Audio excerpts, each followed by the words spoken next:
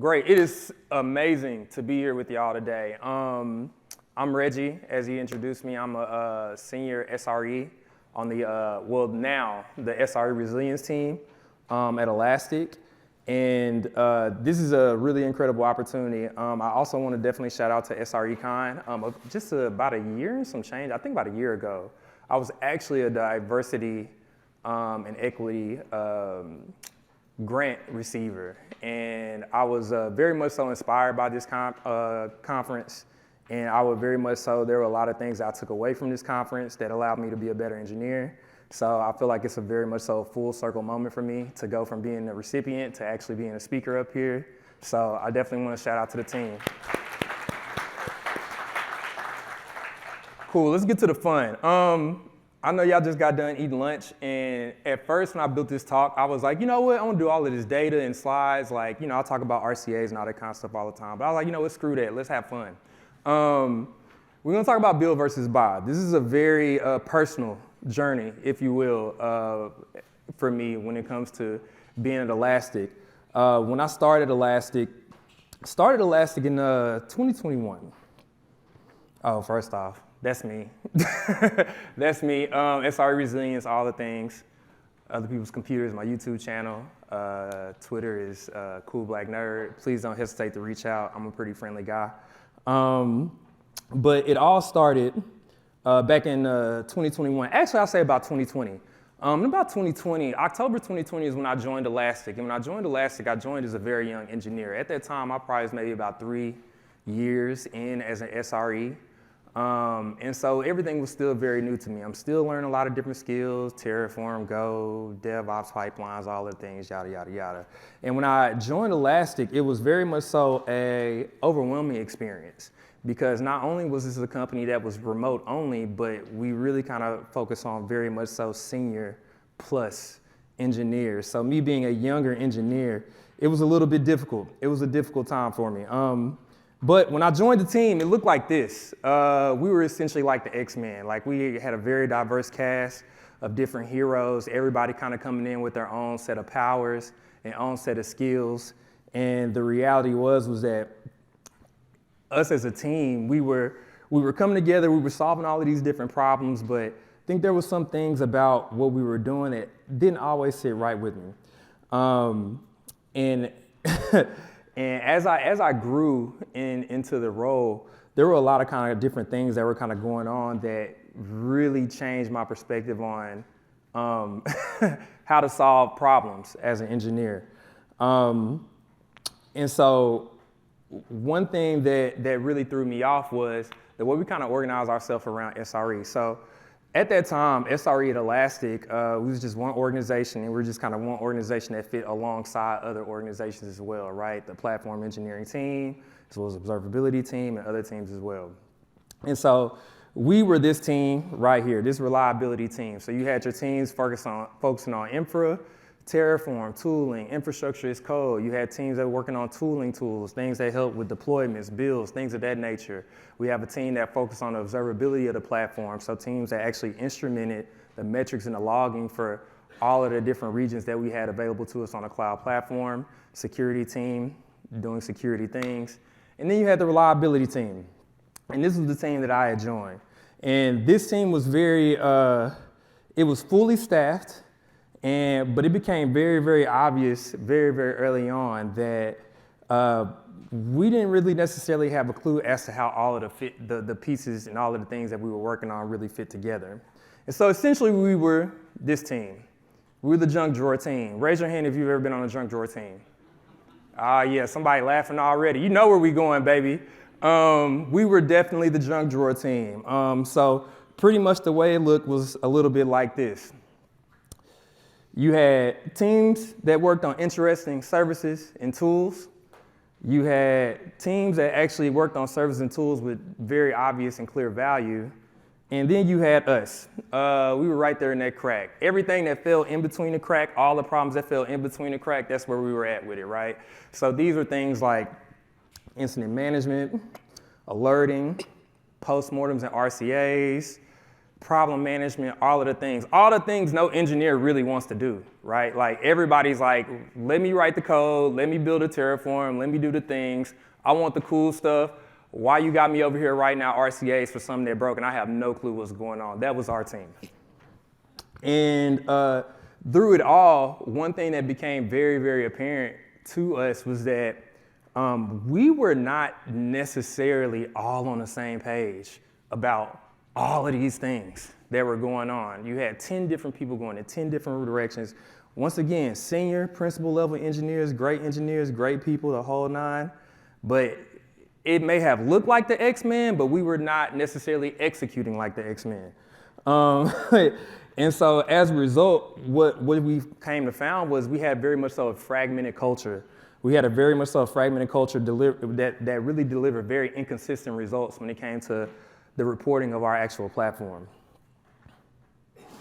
And as a result, this is kind of what everybody kind of was looking like. It was just tools everywhere. People just like, what is going on? What does this tool do? What does that tool do? What is this? Where are the docs at? Where does this get deployed at? The whole nine. And so with all of these people going in different directions, like I said, the culture was very much so fragmented. And we ended up in this weird space of, this is where we wanted to be. We wanted to be this team that worked well together and was networked and talked and had the stand-ups and did the things and all of the things. But what we ended up being were a lot of mercenaries. That's essentially what it was. It was a drunk drawer team who was not only not on the same page culturally, not just within the team, but with across the platform. But more than anything, we just had a gang of mercenaries. Like, I'm talking about stone cold killers. Like, you send them on a project, they killing it. But if you had to explain, if you asked them to explain, what did you do? You're not getting an answer. It's not happening. They just like, look, it works. And it's like, all right, cool, whatever, man. I ain't gonna fight with you. So, as a result, the team was frustrated. We really weren't on the same accord.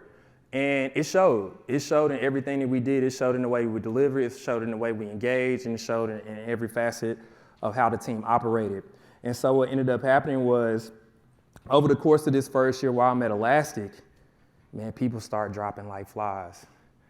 All of these senior level engineers, principal level engineers, all of these high level engineers that I'm looking forward to working with, all of a sudden, they're frustrated and they were ready to go. And they left. And they left us with a lot. If y'all have ever been on a drunk drawer team, you can only imagine the amount of tools and processes that we were over that we literally had no clue over. And so what ended up happening was, as people were exiting, we started really just kind of scrambling around to re-identify what our North Star was. Really identify like, what are we doing here, right? Because now this team that once was 10 had now eventually became 5. So at this point, we're dealing with the leftovers, all right? We're dealing with the leftovers. I don't know if anybody's ever came and taken over a team or came and taken over a set of tools from a team, but it's not the funnest thing to do. It's really, really not the funnest thing to do, and I'm pretty sure that's probably why nobody got hired, right? Like, all right, I didn't get hired to come in, take over somebody's not so great work. I don't want to use any other words, but not so great work. But yet, here we are. So with this team of 5, this is what we were walking into every day. We were walking into messy offices every single day. There wasn't a day that we didn't walk into we did not walk into a messy office. If anything, from alerting clusters to vendor implementations, there was just so much stuff going on all the time. We had no clue of what our left from our right was. The implementation details were sparse. The docs were sparse. We were literally just going through code and just reading just straight source code, just trying to figure out what the hell was going on. And said, yet all of those things were getting a lot of pressure put on us because now we have this team of 5, our scope is essentially doubled. Even though they haven't necessarily given us more scope, our scope essentially doubled because our team got halved, right? And these are things that you don't really foresee, right? Like you don't see your scope doubling, even though you haven't gotten more work added onto your plate, but it did because people started leaving. And yet the questions kept coming. The questions kept coming from our stakeholders. How many incidents did we have this week? How can we read the RCAs? What the fuck is really going on right now? What is actually happening? What is actually happening on the platform? Does anybody know what's actually happening? And that's what we were getting from our stakeholders. And more often than not, nobody knew. Nobody really knew. Everybody knew their specific domain areas. They knew the parts that they were good at. But if you ask somebody collectively, how does this thing actually come together and how are customers being impacted? No answers. Quiet. Very quiet. Unfortunately quiet. And this is what we end up looking like at the end of the day. This is what we were looking like. It's just crazy. I don't know if y'all ever seen anybody seen Mr. Deeds? Anybody an Adam Sandler fan? No? Man, y'all gotta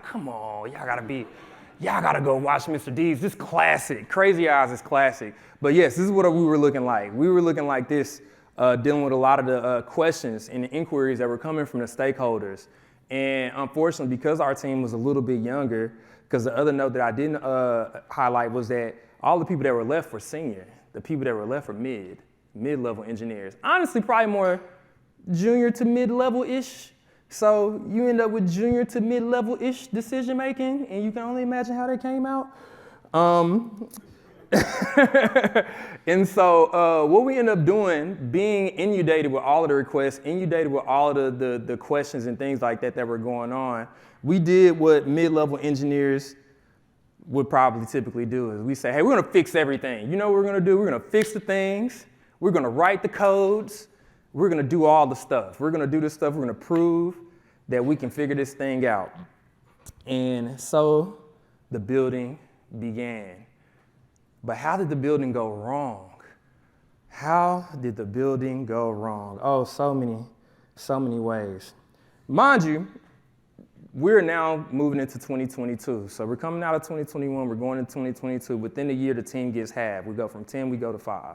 We go into 2022, and we're saying, all right, cool, we're gonna go and build all the things. It's go time, baby. It's go time. We start putting all of the docs together, start putting all of the things, all of the features we wanted, the integrations, how we're gonna fix all of the stuff. And then next thing you know, you got the architecture diagrams, you got the workflows, you got all of the things, we got all of this stuff laid out. We talking to everybody, yo, this thing's gonna be amazing. This is gonna be the greatest thing since sliced bread. We had never seen an incident management tool that's amazing.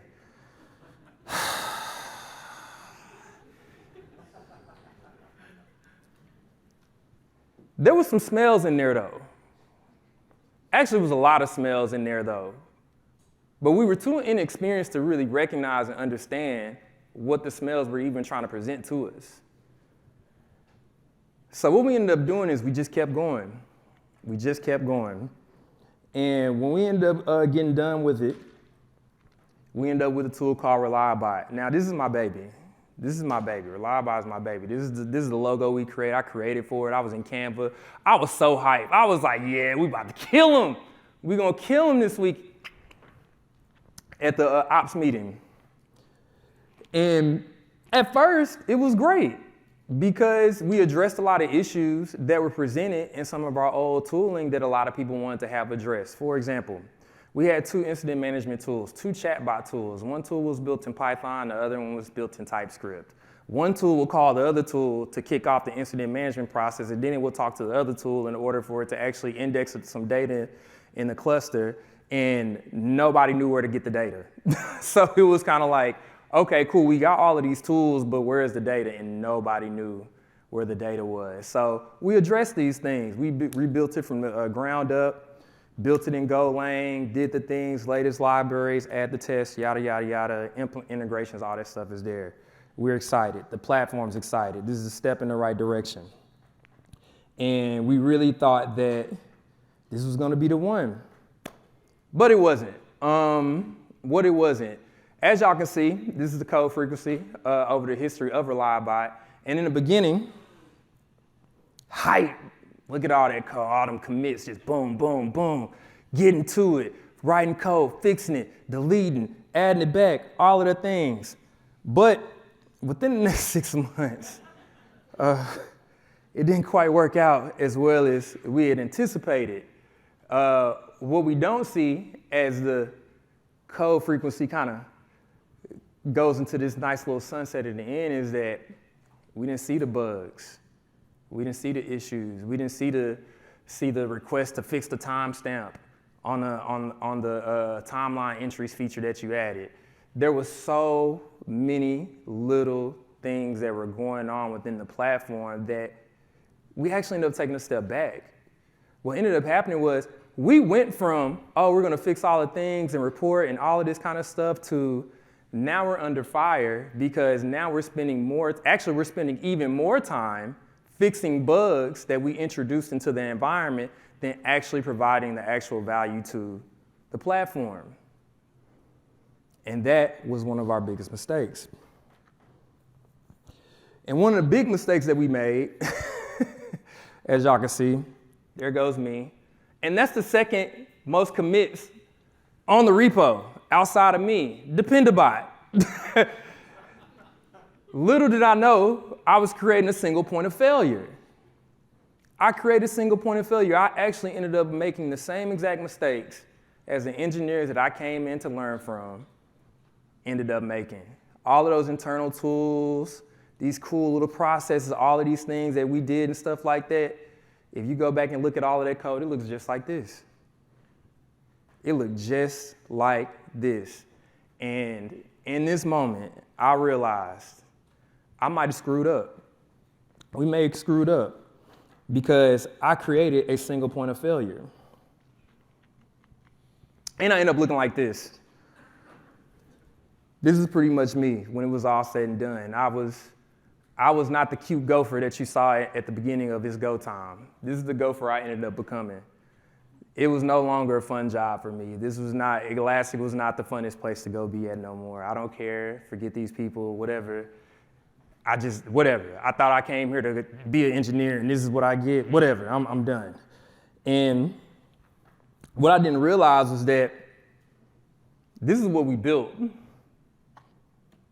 That's what we missed. And this happens a lot. This happens a lot because a lot of times when we go into these projects where we're trying to say, hey, we want to build it internally, we want to do these things, we don't take into account the total cost of ownership, right? It's like you go and buy a car, you're like, all right, cool, I'll spend well, you're not gonna buy no car for like 40,000 no more, but whatever. You go buy a car and you're like, all right, cool, like it only cost me 40,000, but you don't see the oil changes that need to be done. You don't see the tires that need to be changed. You don't see the transmission that may slip every now and then. Hopefully it don't if it's a new car, right?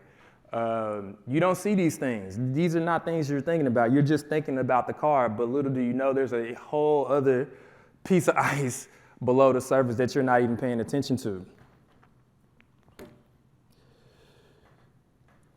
And so we had to start thinking again. We had to go back to the drawing boards a little bit. We went back to the drawing boards and we had to sit down and have some real conversations with ourselves. Are we going down the right path? Is this genuinely the right path for us? Are we genuinely actually solving the problems that we said we were actually going to start off actually solving, or are we solving a problem of ego, right? Because eventually what you end up becoming to realize is that I'm not solving this problem to create business value. I'm solving this problem to feed my ego. And I think that was one of the biggest lessons that we had to take on as a team. So we had to pivot. Had to have a real good look in the mirror about what decisions that we were making. And it's not always the easiest thing to do, right? Nobody likes leaving an incident. You have an incident, you close it out, and now you got to go do the RCA. And now you go into the post-mortem and somebody's sitting there and saying hey, why did this thing get into production? And now you got to sit there and be accountable for these decisions that you had to make, and that's what we had to do. And that was not a fun time because we were not answering the questions that stakeholders wanted to answer. We were not providing the value to our internal stakeholders, our clients, our users, our internal users, things of that nature. And we had to sit down and ask ourselves, okay, cool, are we going about this the right way? And we weren't. So we ended up pivoting. Now, at the time, everything's on fire, right? Team then got split in half. We put the solution together, is getting way more pushback than what we had originally anticipated. And we still have to deliver on the value that the stakeholders are requesting. What's going on with the incidents? What's going on with the alerts? Who's on call? We still have to do that on top of figuring out how to pivot. And being so underwhelmed, we went to the first place that anybody else would probably go to, or that I would assume most people would go to, Google. We went to Google, and we began to just start, what do we do? How do we go about this? What do we do? What's out there? What tools are out there? Who else is solving these problems? What's really happening right now? We had to get out of our own comfort zone and go into a new world that we had not necessarily ventured into, which was, is it time for us to go and purchase another tool?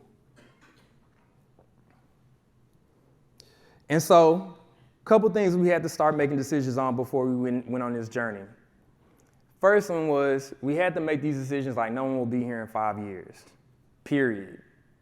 There was no ifs, ands, and buts about going into this conversation. We said, look, we realized that somebody could be here today, somebody can be here gone tomorrow, right? We lost a matter of half the team in less than a year. Also around this time, there were rumblings of layoffs, which eventually did happen, which actually cut the team down even further. We'll get to that in a second. And then on top of that, the teammates that we had did not necessarily have the requisite skill set of the teams that we had before. And so now you have this mismatch of skill sets, right, when we're navigating these tools. So yeah, we might have somebody with the domain knowledge of something, but they don't have the knowledge of how to use Python or how to navigate Golang or know how to navigate certain tools.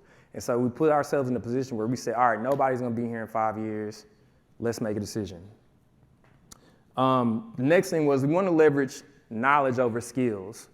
That was a really, really big thing for us. We wanted to get out of this space of like trying to hire for skills instead of hiring for knowledge or setting people up for knowledge, right? I think a lot of times some of the mistakes we can make, or at least some of the mistakes that we made as a team, is that we focus too much on the skills. We focus way too much on the skills. Yeah, you can write the greatest Golang script or the greatest Python script in the world, but it don't mean nothing if you don't know how to manage an incident. It doesn't mean anything if you don't know how to look at a dashboard and figure out what the hell is going on. It doesn't mean, it literally means nothing. You could be the greatest technician ever, but at the end of the day, like, we want to value the skills over the actual knowledge. So we want to set up whoever's gonna come behind us, we want to make sure we set them up properly. And the last thing was that we wanted to deliver value to our stakeholders within a quarter. So we want to move quick, because we didn't have time to sit around and like, kind of, play around and figure out, oh, is this what we want to do? Is that what we do? We didn't have time for all of that. We had to figure out how do we get to delivering quarter quickly? How do we make sure we can leverage the knowledge over the skills? And how do we make sure that we're making decisions as if we're not going to be here in 5 years? And so here we are, 2023. So a whole year has passed. What has happened up until this point? Once again, the team has been cut in half. Layoffs happened. We went from having a team of 5. Now we're down to a team of 3. Fun times for us. Very fun times for us. I'm just playing. It wasn't fun times for us. But at the end of the day, we still had to deliver. We still had to get this thing across the finish line. And so what we began doing is we start putting together some spreadsheets and things of that nature of like, what exactly are we really looking for? We had to completely change the hats that we were wearing at that time. We went from putting on the engineer hats to having to put on the product owner hats to having to put on the stakeholder hats. And then we had to sit there and we say, okay, what do we want? What do we actually want from this tool? What is the value that we were going to get out of this tool? What is the value that we currently have in our tool, our current implementation of the tool? And what is the value that we would love to have, and what perspective is it coming from? And this was a very good exercise for the team, because we went from a team of people that were just looking at problems as engineers we began to start looking at problems as business people, right? And I think a lot of times as engineers, we do, I know at Elastic we had a bad culture of not necessarily always framing things as business problems. We were great at framing things as engineering problems, not always the best at framing things as business problems. And when you're trying to get stakeholder involvement, you're trying to get stakeholders behind you or people that's gonna cut checks, they're not trying to hear about, hey man, this is gonna cut down, all right, we use this tool, it's gonna cut us down like 5 seconds. All right, cool, the performance is gonna be amazing. They're not trying to hear that. They're like, all right, cool, how much money is this gonna cost us? What kind of values is this gonna bring us? Like, are we gonna be able to answer the questions we're trying to answer? Like, what the hell is really going on? So we had to put a different hat on. And when we put this different hat on, we came out with this spreadsheet, which was really great for us. We learned a lot about what we were trying to do in a very quick amount of time. Like I said, we had a lot of different hats that we had to put on. But with all of these hats that we put on, we stayed steady. We stayed steadfast on the value that we wanted to deliver. We definitely had a North Star, and we just kept moving towards it. And when it was all said and done, the vendor we ended up landing with was Brutally. Now, this is not a pitch at all. I just want y'all to let y'all know it's not necessarily a pitch. But it was a specific reason why we went with this particular tool. There were some features and some functionalities that were going on behind the scenes in Reliabot that didn't necessarily always align with every other tool that we were looking for. And the reality was once we got done with that spreadsheet and like really sitting down and looking at all of the features and the things that we wanted to do, this is the tool that came closest to what we wanted to accomplish. It gave us the flexibility that we really wanted to have. It allowed us to report in the way that we wanted to report. And the most important thing, it was a tool that was going to emphasize the knowledge space over the skill space, right? At that point, we just trying to configure this thing up, get this thing ready to go, and we off to go. And we off ready to go. So it was a fun time. It was a really fun time. It was cool. We were able to sit down with the team. I actually met the team at SREcon last year, 2023. Met the team officially. We were still kind of in the space of like, all right, what are we gonna do here? Yada, yada, yada. Sat down with the team, fell in love with the team, brought it back to my team, and then we kind of pretty much got the ball rolling. And they were great partners. I think more than anything, that's the thing we appreciate the most about them is how great of a partner they were. They understood the problem space very well. They understood where we were at, and they were able to actually move as quickly as we wanted to move. And we really, really appreciate that about them. So, a couple things I wanted to go over before we completely shut this thing down. And one thing, there are a lot of things that have definitely changed at Elastic since we've introduced this tool.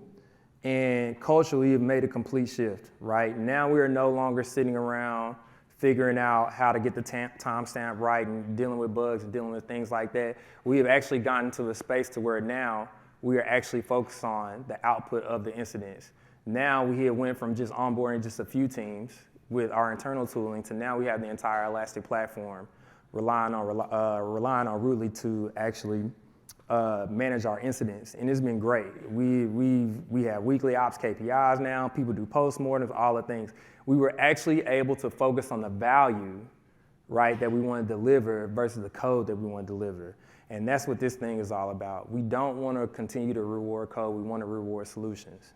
I think at that time, we were in an environment that more often than not, we got up on the code, we got up on the complexity, we got up on the technical brilliance that our engineers could display.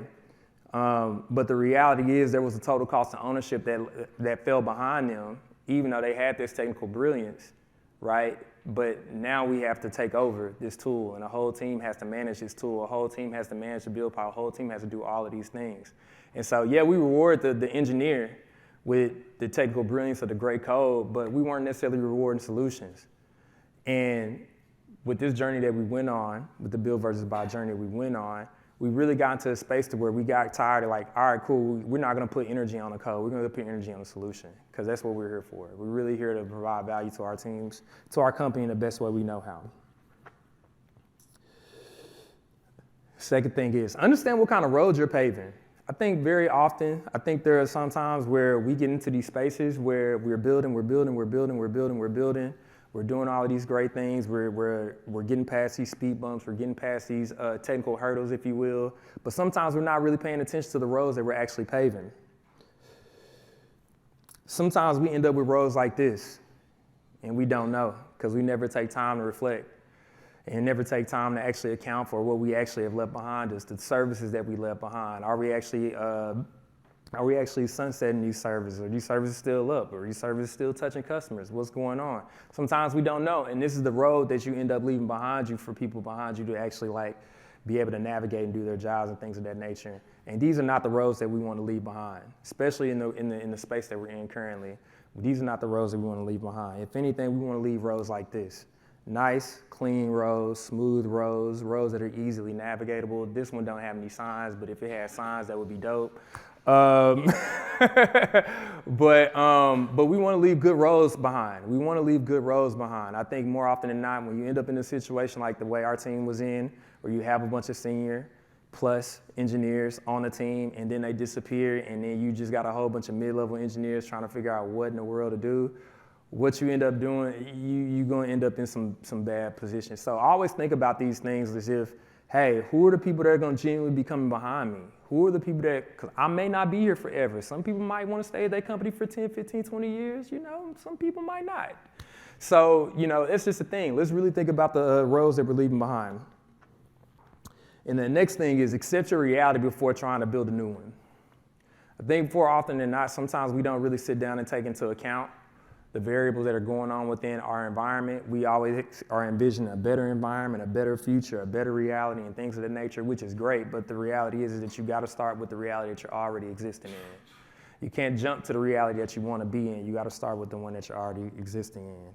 It's almost like the Neo, the red pill, blue pill situation, right? Like either you can go down this rabbit hole and go see all the things, or you can stay here and you can just be in la la land.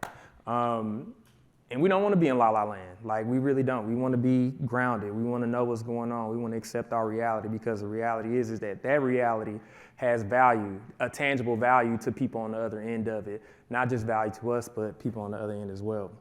So, and that's it. Thank you for your time and all of the things. And anybody got any questions, I'm all for it. Like, let's do it.